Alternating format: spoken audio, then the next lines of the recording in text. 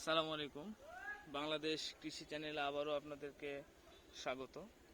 আমরা এবার উপস্থিত হয়েছি আমাদের বাংলাদেশ যে কৃষি প্রধান দেশ, কৃষি প্রধান দেশের সবচেয়ে ভালো এবং বেশি যে ফসলটি আমরা উৎপাদন করে নিয়ে এসে এবং যে ফসলটি বেশি উৎপাদিত হলে কৃষকের মুখে হাসি ফোটে, আমরা সেই আপনারা দেখতে পেয়েছেন ইতিমধ্যে আমরা চলে এসেছি একটু ধানের যে আমরা বিছনের বিয়াতা যেটা বলি বাংলা ভাষায়, বা ধান বিছন চারার যে জায়গাটা বলি, আমরা সেখানে আসছি। আসার পরে আপনারা দেখতেছেন যে এখানে সুন্দর করে পলিথিন দিয়ে পুরোটা একেবারে যাতে বাতাস বা কুয়াশা ভিতরে ঢুকতে না পারে সেজন্যই সুন্দরভাবে ওটা ঢাকা রয়েছে।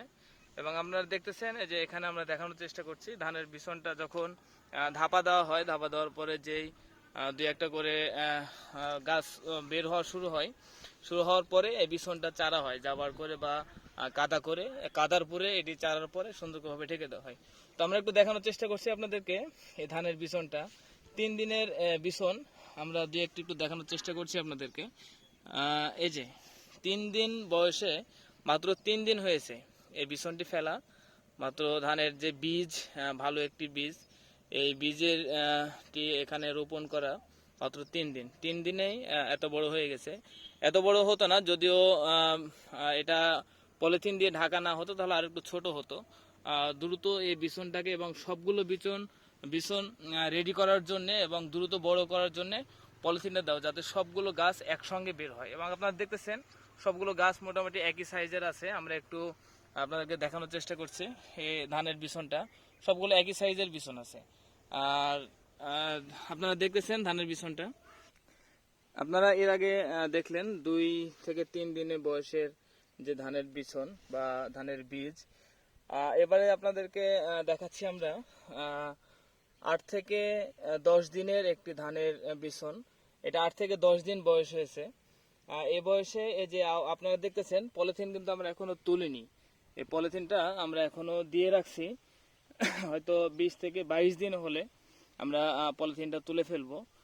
আর আপনারা দেখতেছেন আমরা দেখানোর চেষ্টা করছি ধানের বিছনগুলো এর আগে আপনাদেরকে দেখাইছিলাম। এবার দেখেন, আগে ঠিক এই পরিমাণ ছিল, 2 থেকে 3 দিনে এই পরিমাণ হয়েছিল।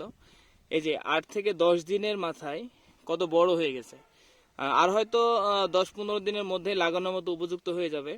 পরবর্তীতে কৃষকরা এই ধানটা একটা একটা করে তুলে নিয়ে গিয়ে যা জমিটা রেডি করে তারপরে এটা রোপণ করবে। আমরা আপনাদেরকে পরবর্তীতে 15 থেকে 20 দিনের যে বিছনটা, আমরা সেই বিছনটি দেখাবো আপনাদেরকে।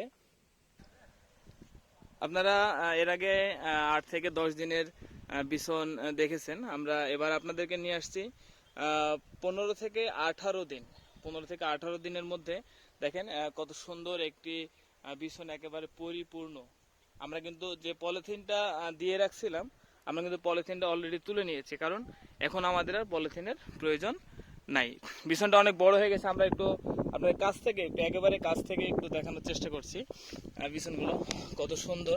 আপনারা দেখছেন একবার সবুজ হয়ে গেছে আমাদের বিছনগুলো। আর হয়তো 5 থেকে 7 দিনের মধ্যেই এগুলো লাগানোর উপযুক্ত হয়ে যাবে। আপনারা দেখুন, একটু দেখানোর চেষ্টা করছি আপনাদেরকে ধানের বিছনগুলো কত 15 থেকে 18 দিনের মাথায় কত বড় হয়ে গেছে। এবং আপনাকে পুরোটা দেখেন একেবারে সবুজে পরিপূর্ণ। এই বিছনগুলো 2টা থেকে 3টা করে রোপণ করে কৃষকরা, যখন ধানের জমিতে রোপণ করে 2 থেকে 3টা করে রোপণ করলে ওখান থেকে আল্লাহর রহমতে অনেকগুলো শীষে রূপান্তরিত হয়। এবং বিঘাতে দেখা যায় যে 25 থেকে 30 মণ, বা অনেক ভালো ধানের যে বিছনগুলো আছে ওগুলো থেকে 35 থেকে 40 মণ পর্যন্ত আমরা এই ধান 1 বিঘা জমি থেকে ফলন নিয়ে আসি। আমরা পরবর্তীতে আপনাদেরকে এই চারাটি যখন তোলা হবে এবং রোপণ করা হবে, পরবর্তী ভিডিওতে আপনারা নজর রাখুন আমাদের বাংলাদেশ কৃষি চ্যানেলে। আমরা পরবর্তীতে ধানের বিছন তোলা এবং রোপণ করে কিভাবে সেই বিষয়টা আপনাদের সামনে নিয়ে আসবো ইনশাল্লাহ।